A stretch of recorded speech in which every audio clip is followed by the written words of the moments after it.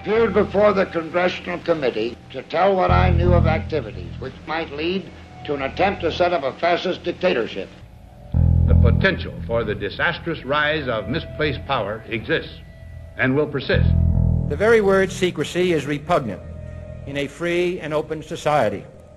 And we are, as a people, inherently and historically opposed to secret societies, to secret oaths, and to secret proceedings. President Bush signed a formal agreement that will end the United States as we know it. And he took the step without approval from either the U.S. Congress or the people of the United States.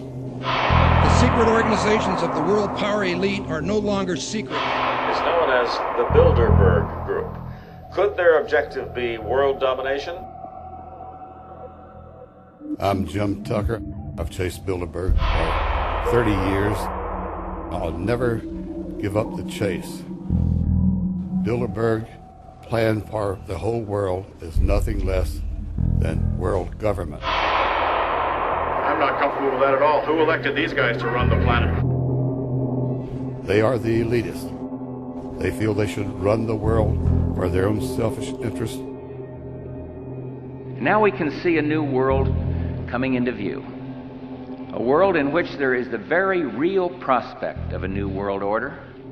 Bilderberg is making great progress toward a world government, and only an educated, informed public can stop them in their tracks. David Rockefeller admits in his own memoirs that he wants to destroy the United States. Right. He's a traitor. It's good to be back at the Council on Foreign Relations. As Pete mentioned, I've been a member for a long time and was actually a director for some period of time. I never mentioned that when I was campaigning for re-election back home in Wyoming. Let us never tolerate outrageous conspiracy theories.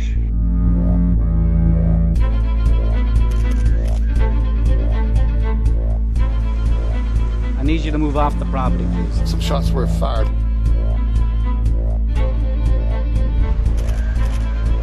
There's Bilderbergers right there.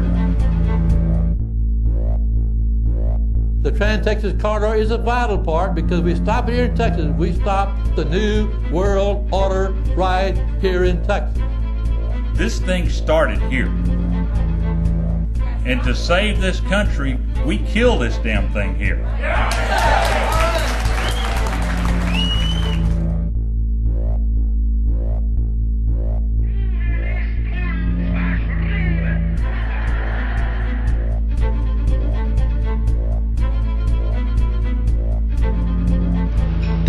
A chance for the President of the United States to carry out a phrase his father used, and that is a New World Order. Your New World Order will fall. Humanity will defeat you. The answer to 1984 is 1776.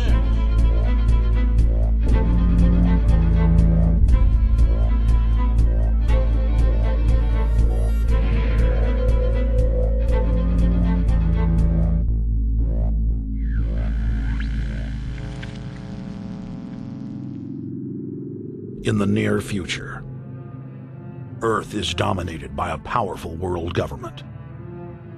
Once free nations are slaves to the will of a tiny elite. The dawn of a new dark age is upon mankind. Countries are a thing of the past.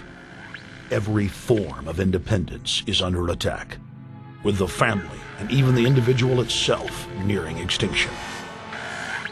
Close to 80% of the Earth's population has been eliminated. The remnants of a once-free humanity are forced to live within highly controlled, compact, prison-like cities. Travel is highly restricted. Superhighways connect the megacities and keep the population from entering into unauthorized zones. No human activity is private. AI supercomputers chronicle and categorize every action. A prison planet dominated by a ruthless gang of control freaks, whose power can never be challenged. This is the vision of the global elite, their goal. A program of total dehumanization, where the science of tyranny is law. A worldwide control grid, designed to ensure the overlord's monopoly of power forever. Our species will be condemned to this nightmare future unless the masses are awakened to the New World Order master plan and mobilized to defeat it. Erected by a secretive group, the Georgia Guidestones are a testament to the elite's plan for a world religion, global laws, with a global court and army to enforce it.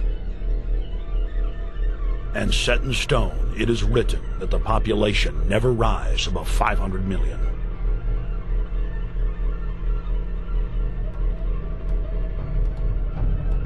In this film, you will learn how our world is truly governed.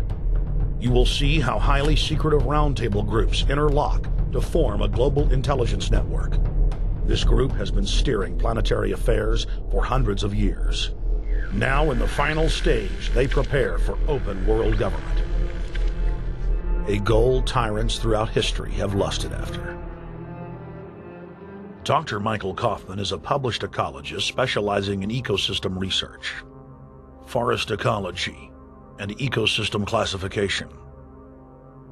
Dr. Kaufman played a key role in blocking the ratification of the Convention on Biological Diversity in the U.S. Senate. The concept of a New World Order has been around for centuries. It's been receiving tremendous play over the last half of the 20th century. George Bush, the first senior president, George Bush, used it a lot in his speeches and really implies that he really wants to see a order in which we have a universal or a global type of governance in which every human being on planet Earth is ultimately responsible to policies that are being formulated at the international level. It is a big idea, a new world order.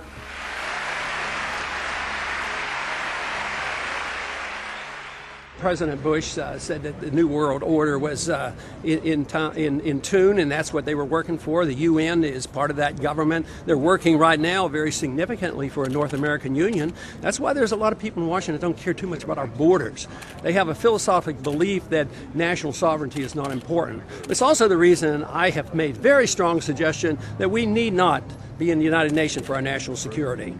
It's really always the same. You go back throughout all of history, the Roman Empire, the Soviet Union, Hitler during the Nazism was always saying that it's going to create the utopia for the average person, when in fact, history always shows that it does exactly the opposite. Conquest and empire is as old as civilization. Babylon, Egypt, and Greece. They all built empires in an attempt to rule the world. The Roman system at its peak dominated the known world. Complex governmental systems were developed to control diverse populations. During the period between the 15th and 19th century, new empires emerged and again waged war for supremacy. The nobility, as well as the thriving merchant class, were financed by a handful of private banks. Many of the great money houses would hedge their bets and finance both sides of a war. Sophisticated intelligence-gathering networks gave the financiers a clear edge over the governments they were slowly gaining control of. On the 18th of June, 1815, agents of the British arm of the Rothschild family looked on as Emperor Napoleon Bonaparte fought desperately to save his army from the jaws of a British-Prussian pincer attack.